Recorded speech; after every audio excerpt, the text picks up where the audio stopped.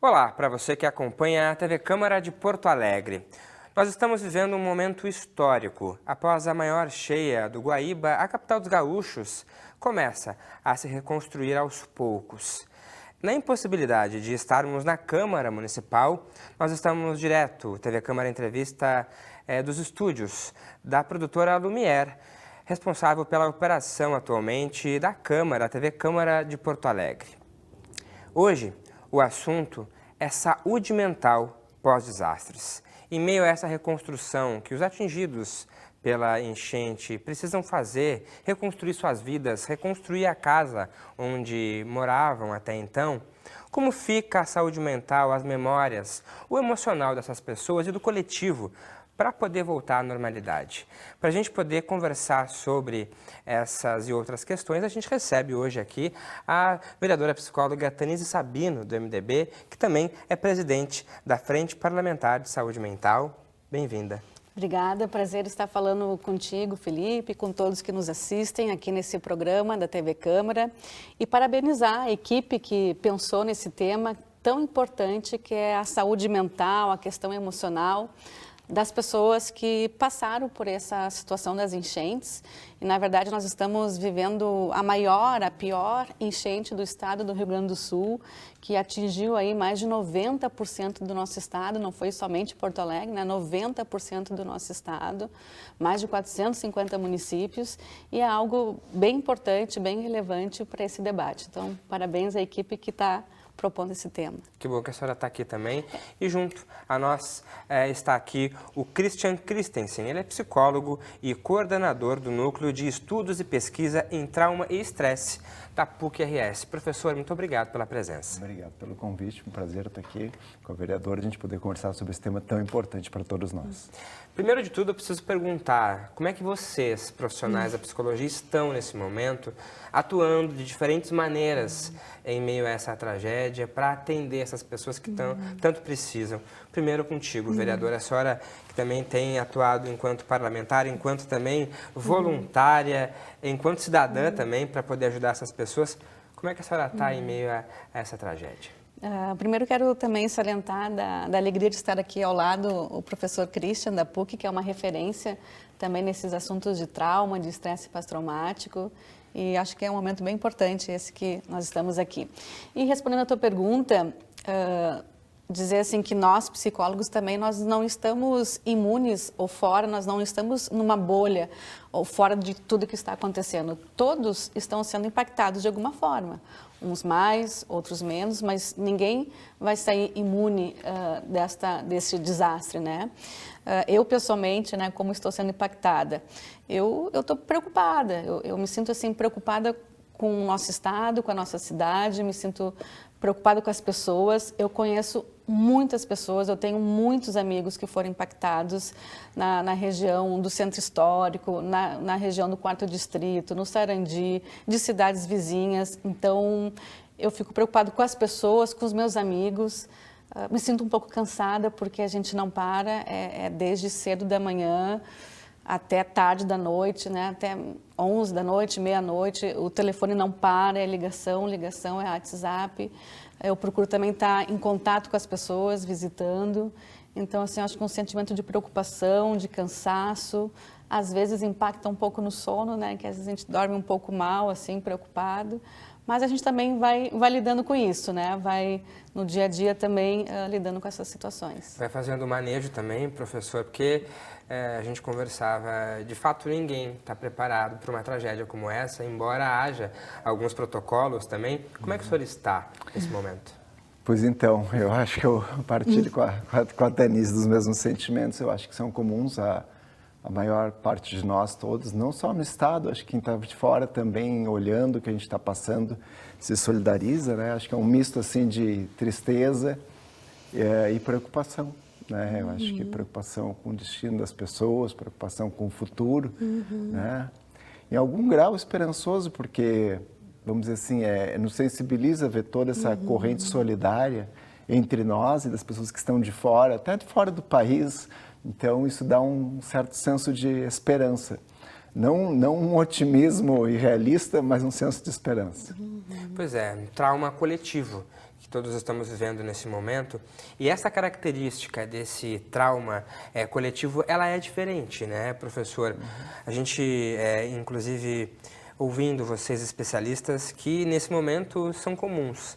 Sentimentos como ansiedade, impotência, angústia, incerteza do que vai acontecer, principalmente das pessoas que não têm certeza como vão voltar para casa, como se reconstruir.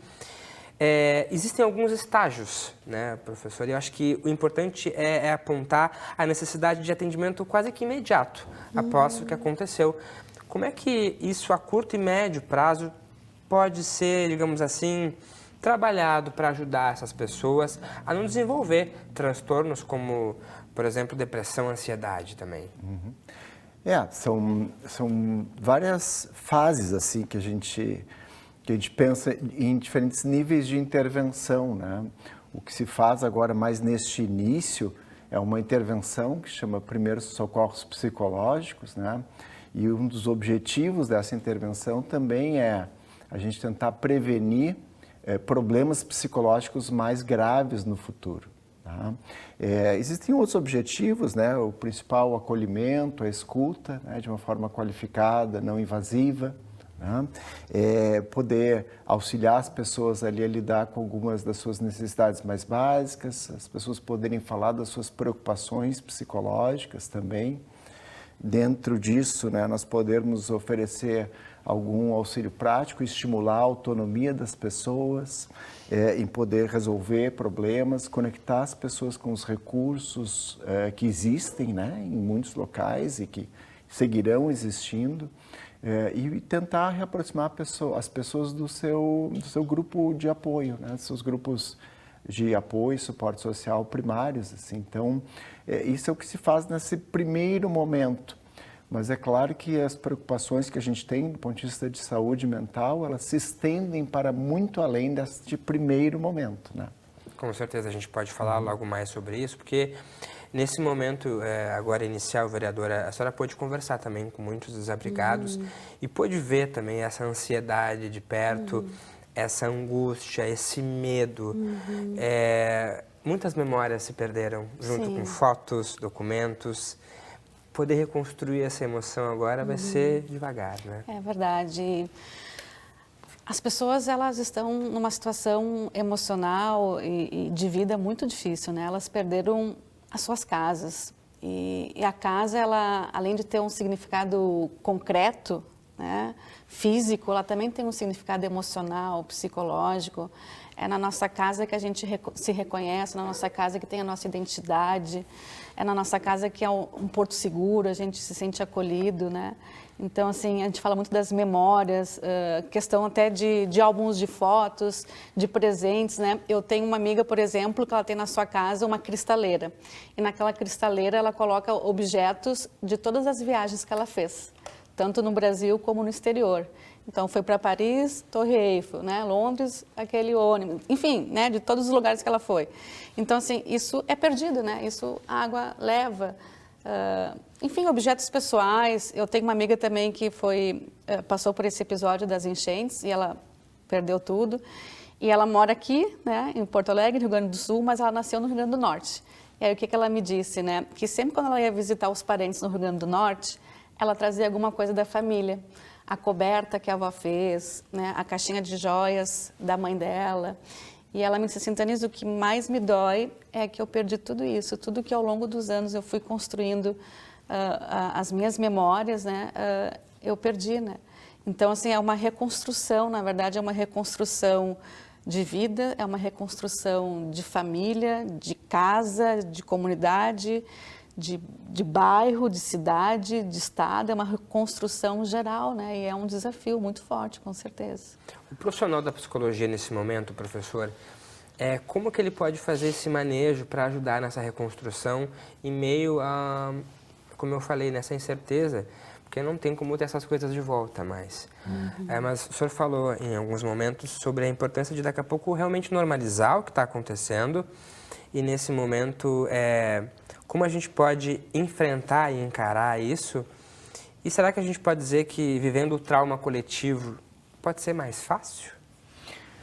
Olha, Num certo sentido, né, quando isso afeta uma comunidade, o impacto disso é muito maior, né, porque aqui a gente tem um primeiro impacto, são as enchentes, as inundações, alagamentos, tá?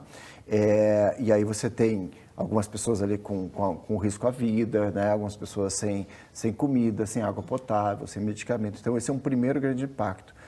Logo a seguir, a gente tem um segundo grande impacto, que depois é a perda da casa, né? As pessoas que hoje estão obrigadas, quando vão voltar para casa, e não tem mais a casa, né? Não tem mais o trabalho. Então, aí tem um segundo grande impacto, que ele é tão grave, tão forte quanto o primeiro, né? Então, assim, o profissional da psicologia, ele tem uma atuação não só nesse primeiro momento, mas ele vai ter uma atuação ao longo, né, das próximas semanas, meses e me arrisco a dizer anos. Né? Então, isso é bem importante a gente estar atento. Nesse momento, além de poder normalizar as situações, também é um profissional que tem condições de poder identificar aqueles casos que vão precisar de uma atenção do ponto de vista da saúde mental, que não é os primeiros socorros psicológicos, que é uma atenção mais qualificada. Seja do ponto de vista de atendimento psicológico ou até mesmo psiquiátrico. Então, algumas pessoas, né, já têm reações muito intensas, vão precisar ter um tipo de atenção, de atendimento diferente. E nós temos também aquelas pessoas que já tinham problemas psicológicos pré-existentes e que se agravaram. Quem tinha depressão ficou mais deprimido, quem tinha ansiedade ficou mais ansioso. Estas pessoas também precisam de um tipo de atendimento que não é os primeiros socorros psicológicos. Pois é, são vários públicos para a gente poder olhar. Isso. Eu fico pensando, além dos idosos, nós temos, claro, obviamente, os adultos, crianças. Como também manejar isso com essas crianças? São os públicos mais vulneráveis, como a gente diz, né? Gestantes, idosos, crianças. E o que é importante, né? Sempre, em primeiro lugar, a proteção, falando de crianças também, especialmente, né? Nos abrigos, que as crianças possam estar protegidas, sempre em companhia dos seus pais, né? Do seu cuidador, enfim.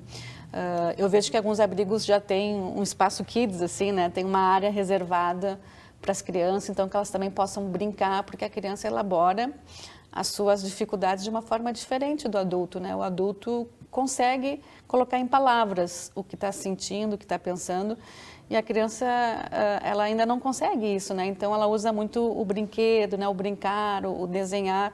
Então, é importante também que esses abrigos tenham esses espaços para as crianças também se expressarem dessa forma, né?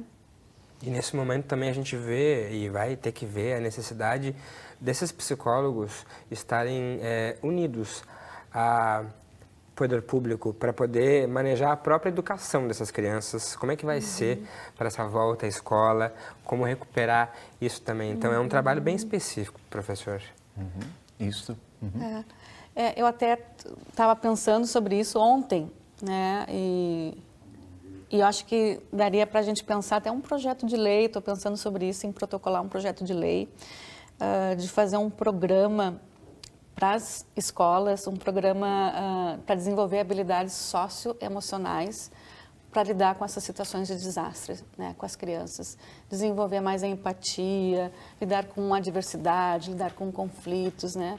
Ontem que eu pensei nisso, então estou processando ainda, mas eu acho que as escolas vão ter um papel fundamental, né, de ter programas na área da saúde mental. Isso sempre eu venho dizendo como vereadora já, né, já há 4 anos, a importância das escolas. Por isso que eu lutei tanto para nós termos psicólogos nas escolas. Hoje nós temos 27 psicólogos nas escolas. Antes nós tínhamos somente 2 psicólogos que ficavam na sede da SMED e muito pouco, iam até as escolas, porque são 99 escolas, até por uma questão de logística, né? E hoje nós conseguimos contratar uma OSC, que é a ABS, Associação Brasileira de Educação, Assistência Social e Saúde, e através desta ABS, né, dessa associação, nós temos hoje 27 psicólogos nas escolas, 16 assistentes sociais, 18 psicopedagogos e 357 monitores. Então, acho que essa equipe, mais do que nunca, vai ser necessária nesse momento nas escolas, né? Já tem... e os fonos, né? Os fonoaudiólogos também, tem 8 fonoaudiólogos. Então, essa equipe de saúde, vamos dizer assim, nas escolas vão ser muito importante e eles podem fazer esses programas, Uma equipe multiprofissional, uma realmente. equipe multidisciplinar, profissional, enfim, né? Porque também a gente fica pensando, e foi falado aqui por vocês mesmos também, sobre essa necessidade de os próprios profissionais da psicologia saberem lidar com essa situação do estresse e do trauma. Há na psicologia alguma disciplina que ajude os profissionais a manejar isso nessas situações, professor? Na psicologia, no curso, nós somos expostos a várias disciplinas que nos ajudam, mas não há nenhuma específica para isso. E há, em vários países, protocolos bem estabelecidos, e isso faz parte até da própria formação, né? É um momento obrigatório da formação. Então, um esforço grande que a gente precisa fazer é colocar este tipo de treinamento, esse tipo de qualificação profissional na grade curricular, não só da psicologia, das diferentes profissões da saúde. Né? E aqui nós não estamos falando apenas de saúde mental. Esses são protocolos que podem ser colocados em prática por profissionais e mesmo voluntários de diferentes áreas, não apenas psicólogos e psiquiatras. Portanto, né, a necessidade de a gente ter uma formação qualificada sobre isso. Felipe, nada indica de que nós vamos ter menos eventos desse tipo no futuro, pelo contrário, né? Tudo indica que isso está se agravando, se tornando cada vez menos frequente. Não apenas eventos relacionados a situações climáticas extremas, mas outros desastres, tragédias e mesmo catástrofes de grandes proporções. Então, como sociedade, nós precisamos realmente nos qualificar tecnicamente para poder fazer as melhores intervenções nesse momento. E mesmo que hajam, por exemplo, protocolos utilizados em outros países em que ocorreram tragédias similares, há situação local que é diferente, mesmo a gente podendo utilizar algumas ferramentas. Sim. Cada contexto de intervenção ele tem suas especificidades. Assim, a intervenção lá na Boate Kiss, em Santa Maria, era um contexto específico, foi um treinamento do ponto de vista dos voluntários mais extenso. Aqui é um evento de grande extensão, né? E a ação voluntária, ela, junto com o poder público, ela, no início, ela é muito descentralizada. Então, a gente precisa ter mecanismos de poder muito rapidamente capacitar essas pessoas. Por isso, a gente escolheu um protocolo, que é esse de primeiros cuidados psicológicos da Organização Mundial de Saúde, ele é um protocolo mais fácil da gente assimilar. São 3 grandes passos, isso torna ele mais fácil de assimilar neste momento. Mas existem vários outros e aí eles são igualmente eficazes. Né? Para resumir esses 3 primeiros grandes passos, quais são? O primeiro grande passo é você conseguir observar claramente o que está acontecendo, né? Detectar quais são as necessidades mais básicas, depois você conseguir fazer uma escuta, né? uma escuta qualificada dessa situação e você trabalhar com as questões de conexão com serviços, com rede social. Entendo. Porque a gente falava também sobre o cansaço, a senhora também comentou sobre o seu cansaço, mas os voluntários, os profissionais também estarem cansados, inclusive aí com perigo até de burnout, desenvolver burnout, né? Fadiga, cansaço. Há uma movimentação aí do governo para poder ajudar isso, vereadora? Sim, excelente pergunta. Desde quando começou as enchentes, aí foi no final do mês de abril, lá para o dia 29, 30, dia 1º, né? A gente já está aí há 22 dias nessa questão das enchentes. Eu já, logo em seguida, fiquei pensando como eu, vereadora, psicóloga, posso contribuir nesse momento, né? E a minha pauta é a saúde mental, me elegi com essa pauta, meu mandato todo é em prol da saúde mental, minhas ações, minhas frentes parlamentares, eu sou presidente da Frente Parlamentar da Saúde Mental, Frente Parlamentar de Prevenção ao Suicídio e Autolesão, Frente Parlamentar da Dependência Química, e eu fiquei pensando como poder ajudar. Então, tem todo um trabalho dos voluntários que depois eu posso falar, mas respondendo a tua pergunta, né, sobre a questão da saúde mental dos voluntários. A gente está encaminhando um termo de adesão ou um termo de cooperação. Já fizemos toda a minuta, todo o esboço, já entreguei para o secretário municipal da saúde, o secretário Fernando Ritter, porque eu estou muito preocupada também com a saúde mental de todos os voluntários. A gente tem que se preocupar com a saúde mental das pessoas que passaram por essas enchentes, que foram impactadas mais por essas enchentes, com certeza, mas também a saúde mental dos voluntários. E quando a gente fala voluntários, todos, desde aqueles que atuaram no primeiro momento, como a Defesa Civil, a Brigada Militar, o Corpo de Bombeiros, essas mais assim, de serviço público, instituições, assim, falando, né? Mas também aqueles voluntários que saíram das suas casas e foram ajudar de alguma forma. Eu tenho um vizinho, por exemplo, que ele tem um barco e ele ia todos os dias, das 7 da manhã às 11 da noite. Ele tem um barquinho e ele ficou na região ali, no 4º distrito, resgatando vidas, né? Então, assim, muitas pessoas, por conta própria, foram ajudar de alguma forma. E o que a gente está vendo? Que essas pessoas também podem ter sinais de cansaço, burnout, fadiga, enfim, né? Então, nós encaminhamos esse termo de cooperação ou adesão para o secretário municipal da Saúde, que prevê o seguinte: nós vamos fazer um credenciamento com institutos e clínicas de psicologia. E em Porto Alegre, graças a Deus, tem bastante institutos e clínicas de psicologia. Posso citar alguns nomes que me vêm na mente, mas não quer dizer necessariamente estes, como o Instituto Contemporâneo, ESIP, IEP, Instituto Fernando Pessoa, Clínica Horizontes, enfim, tem tantos nomes, né? Não quero citar todos, mas tem tantos institutos e clínicas de psicoterapia, de psicologia, que seria um credenciamento com esses institutos, quem quiser, e eu particularmente vou ligar para todos que eu conheço, né, porque eu também tenho que ajudar o processo de comunicação da prefeitura, vou ligar para todos que eu conheço para divulgar esse termo, e esse termo então prevê por 6 meses um atendimento desses voluntários em psicoterapia, com psicólogo e ou psiquiatra, se necessário, né, um termo por 6 meses, podendo ser renovado por mais 6 meses. E esse termo é gratuito. A gente quer ofertar isso de forma gratuita para os voluntários. Em contato com o secretário da Saúde ontem, ele disse assim: Tanise, vamos ampliar, porque o meu sentimento original foi para os voluntários, né? Ele me disse assim: Tanise, vamos ampliar não somente para os voluntários, vamos ampliar para as pessoas que passaram por essas enchentes mesmo, né? Para todos. Então, a gente está discutindo isso, né, de como a gente vai organizar, mas eu creio que logo, logo isso já vai ser divulgado, né, vai sair no DOPA, a gente estava até conversando sobre isso antes, né, vai ser divulgado pelo Diário Oficial do município, mas quem é que acorda hoje de manhã, eu vou ler o Diário Oficial do município, né? Ninguém, né? Então, a gente tem que ter uma força-tarefa de divulgar nas redes sociais, chegar até as pessoas que ligar, precisam. mandar um e-mail, para que também não dê vazia, deserto, isso, né? E que os institutos, as faculdades também podem participar, porque várias faculdades têm um núcleo ali da psicologia para atendimento, né? E a gente tentar contribuir de alguma forma. Eu sei que todo mundo tem uma questão de lucro, tem uma questão de interesse financeiro, né? Mas eu acho que esse é o momento da solidariedade. Se cada um puder contribuir com a tua formação, com a tua expertise, né? Nesse atendimento, eu acho que todos têm a ganhar, porque o impacto vai ser muito grande de todos, né? Então, se os psicólogos, os psiquiatras puderem, né, um pro bono, como se diz, né, ter uma parte do seu tempo, né, da sua carga horária para atender essas pessoas, eu acho que todos saem ganhando, né? Acho que esse é um dos exemplos do que pode ser feito para esse enfrentamento a longo prazo, né, professor? Porque a gente observa aí diversas camadas para as pessoas aí poderem ser atendidas e que estão vivenciando o próprio luto, perdas, angústias, ansiedades.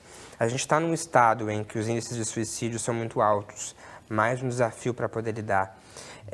Como é que os dispositivos de saúde podem se preparar para poder receber essa demanda? A gente sabe que a gente tem um sistema único de saúde em que não consegue dar conta, principalmente da saúde mental, por meio dos CAPs e outras formas de atendimento.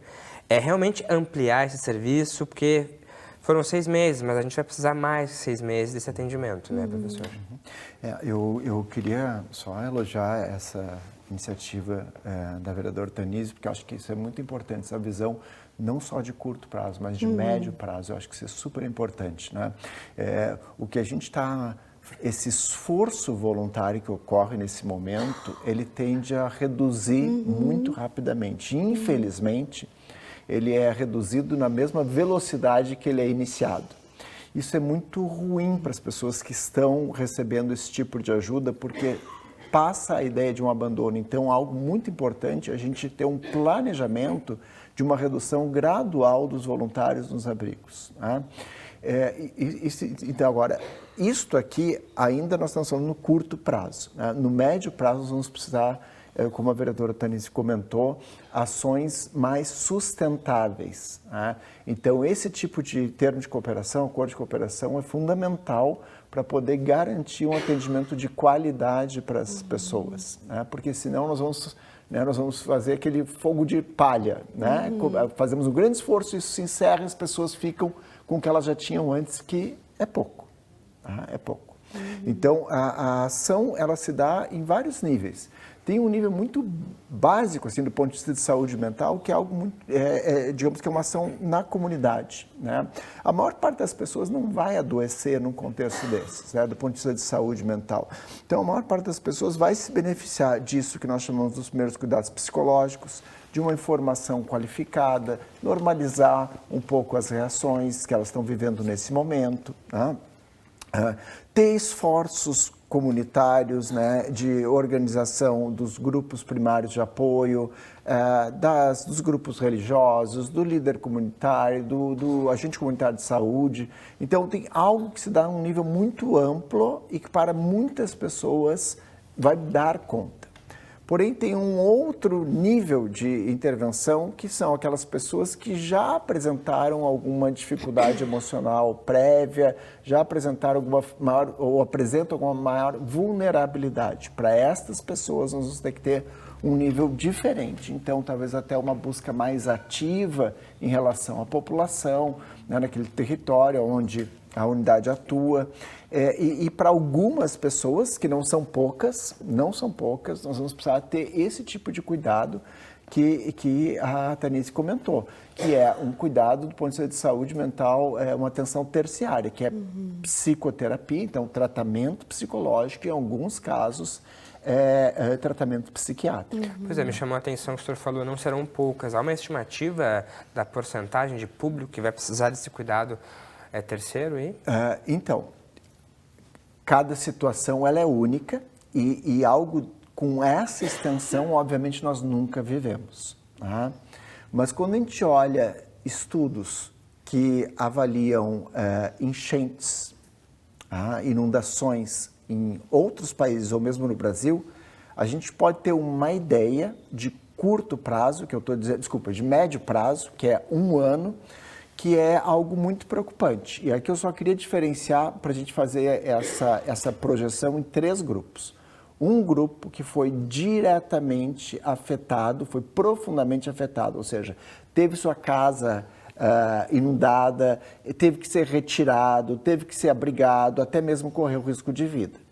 Um segundo grupo, e eu vou me colocar nesse segundo grupo, eu fui impactado. Porque eu fiquei sem luz, eu fiquei sem água, mas a minha casa não foi inundada. Esse é um segundo grupo. E um terceiro grupo, vamos pegar alguém lá no noroeste do estado, que choveu bastante, mas não teve maior transtorno. Não foi impactado diretamente. Tá? O que nos preocupa mais são as pessoas neste primeiro grupo. E quando a gente olha para estas pessoas, a gente estima em 1 ano, baseado em estudos anteriores, né, algo do ponto de vista de transtornos depressivos, em torno de 20%, transtornos de ansiedade, em torno de 20%, estresse pós-traumático, 20% a 30%. Tá? Isso é muito mais do que a gente esperaria, né, a prevalência desses transtornos na população geral. Então, quando a gente olha para esse primeiro grupo, não que o segundo grupo não vai ter problemas, vai, mas eu acho que a nossa atenção primária tem que ser com este primeiro grupo e com as pessoas que a vereadora Tanise comentou, que estavam envolvidos diretamente no resgate. Esses aí têm um risco aumentado para transtornos mentais, né, de 15% a 20%, e as pessoas que estão em situação de voluntariado e diretamente no contato com o sofrimento do outro. Esse é outro grupo importante. Um outro problema é que, quando a gente olha no longo prazo, ou seja, 2 anos após, os estudos de Brumadinho mostram isso, 3 anos após, os estudos na Inglaterra mostram isso, ou mesmo 12 anos após, os estudos no furacão Katrina em Nova Orleans mostram isso, nós ainda temos pessoas com sofrimento psicológico significativo em função dessa experiência. Então, nós vamos precisar ter uma ação de curto prazo, que nós já estamos tendo, uma organização de médio prazo, que agora que a vereadora Tanise comentou, que é fundamental, né? E nós vamos precisar pensar também no longo prazo. O que nós vamos fazer, como é que nós vamos nos organizar do ponto de vista de saúde mental pública, né? porque, de novo, esse esforço voluntário, esforço individual, daqui a pouco se encerra. Então, no fim das contas, é o poder público que vai precisar, em grande parte, lidar com isso e como ele articula com a sociedade é fundamental. Para a gente poder ter políticas públicas mais contínuas e levando em consideração, fiquei pensando nesses 12 anos que o senhor trouxe, considerando também que há a possibilidade de termos em outros anos chuvas mais intensas, que se repitam chuvas fortes realmente e a gente possa estar com risco de sofrer essas inundações novamente, são trabalhos aí que a gente vai precisar ter muito consideráveis por parte do poder público. É a questão do investimento na saúde mental, né? Porque a gente investe em tantas outras coisas que tem que investir, né? Para uma cidade, a questão do transporte, da rodovia, tudo isso, eu sempre falei isso, né? A questão concreta, tudo isso é importante. Mas e a saúde mental? E quando a gente investe em saúde, em forma geral. E a saúde mental sempre fica por último, né? Então, acho que mais do que nunca está sendo demonstrado a importância da saúde mental. Eu estou com uma news aqui de ontem. O governo do estado, o governo Leite, vai repassar 12 milhões para 84 municípios do nosso estado para investimento em saúde mental. Só em saúde mental. Então, assim, esses investimentos têm que vir do governo do estado, do governo federal, enfim. Nós precisamos equipar mais a nossa saúde mental. Hoje, Porto Alegre tem 15 CAPs. 15 CAPs. Tem 3 CAPs 2, tem 4 CAPs 2, tem 3 CAPs infantil e 8 CAPs AD, álcool e drogas, né? Até razoável, mas a gente poderia ter mais. Por exemplo, o CAPS infantil. O CAPS infantil tem um CAPS infantil no centro, né? Região central de Porto Alegre. Mas como é que fica o pessoal da Zona Sul, do extremo sul? Todo mundo lá do Lami, Restinga, Zona Sul tem que ir para o centro, para o CAPS infantil. A gente precisaria de um outro CAPS infantil mais para a Zona Sul. Na Zona Sul a gente tem um CAPS lá na Restinga, álcool e drogas. Então, olha a mensagem que a gente passa para a Restinga e para a Zona Sul, se tu tiver problemas só na área de álcool e drogas, né? Então, tem que ter mais CAPS 2, né? Transtornos mentais graves. Na região das ilhas não tem CAPS. Toda aquela região das ilhas não tem CAPS. Uma das mais afetadas. Uma das mais afetadas. E nós precisamos ter um CAPS lá. Então, assim, investimento em CAPS precisa ter, né? Além dos CAPS, nós temos também as equipes de saúde mental, as ESMAs e as ESCAs, né? A equipe especializada em saúde mental para crianças, equipe especializada na área da saúde mental. Precisamos fortalecer essas equipes. O que eu vejo muitas vezes falando em termos de serviço público, né? As pessoas vão se aposentando e não vai repondo esses profissionais. Isso eu escuto muito quando eu vou visitar os CAPs, as equipes de saúde mental, os psicólogos, os médicos, os psiquiatras, enfim, eles vão se aposentando e nem sempre é reposto. Então, assim, tem que ter um investimento. Outra ação que eu já fiz também, semana passada, eu conversei com o secretário da SMAP, que é a Administração e Patrimônio do município, onde é Barbosa, e fiz um pedido, né? Entreguei um ofício para ele, que nós precisamos também de uma contratação emergencial de psicólogos e assistentes sociais. Eu acho que são as duas profissões aí na área da saúde que vão ser muito requisitadas, né? Psicólogo, assistente social. Temos que ter uma contratação emergencial, porque o quadro que nós temos também de servidores não vai dar conta, né? Então, a gente vai ter que pensar em alternativas, né? Em alternativas para a saúde mental. Então, acho que esse é o momento, eu sempre disse isso, né? A saúde mental tem que estar na agenda da cidade. A saúde mental tem que estar nos grandes debates. E esse sempre foi meu esforço nesses 4 anos de mandato, por isso que nós também já promovemos caminhadas todo mês de janeiro. A gente faz a caminhada do Janeiro Branco, no mês de setembro, a caminhada da prevenção do suicídio. E até fiz essa camiseta, ó, saúde mental o ano inteiro, para a gente não falar só sobre saúde mental no mês de janeiro, que é né, o Janeiro Branco da saúde mental, e nem em setembro, que é a prevenção do suicídio, mas que a gente possa falar saúde mental todos os anos. E agora, mais do que nunca, a gente vê a importância disso, né, desses cuidados, a questão da higiene da saúde mental. Muito importante. Nesse momento, ouvir especialistas como o próprio senhor também e outros, para poder ajudar o poder público a reconstruir e também formatar essas políticas públicas. E para esse segundo público que o senhor trouxe, essa segunda faixa de pessoas que foram atingidas também, ficaram sem luz, sem abastecimento de água, atingidas de outra forma, muitas ficaram angustiadas porque não puderam ajudar como gostariam, não estão conseguindo ajudar como gostariam. Mas nesse momento também vale esse cuidado para daqui a pouco uma procura por atendimento psicológico também. Claro, com a preocupação de que as pessoas que mais precisam também não fiquem sem, né? Sim, sim. Agora, isso que a vereadora Tanice comentou, realmente, essa é uma pauta que deveria ser uma pauta prioritária, né, de qualquer prefeitura, qualquer município, qualquer governo, né? Não há saúde sem saúde mental, isso aí não... Então, realmente, e concordo integralmente, a gente tem que mobilizar esforços o ano todo. Eu gostei muito da camiseta. É o ano todo, não é só agora, não é só numa situação de crise, né?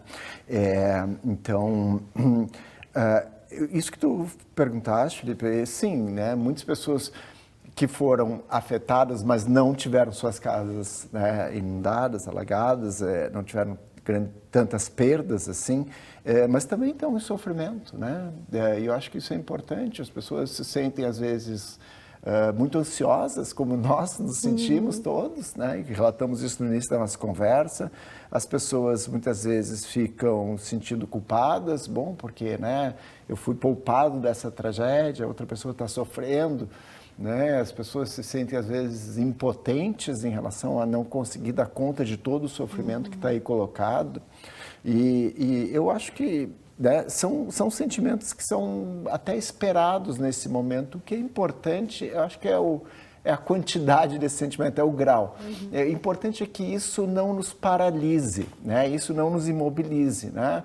Se eu me sinto culpado, bom, então quem sabe eu faço um esforço adicional para ajudar alguém que está próximo ou fazer uma doação, né? E a ajuda, ela não é só agora, nesse momento. Nós vamos ter um longo inverno pela frente, nós vamos ter, né, muito esforço de reconstrução que vai ter que ser feito. Então eu posso, mesmo que eu não esteja podendo ajudar agora, eu posso ajudar daqui a pouco.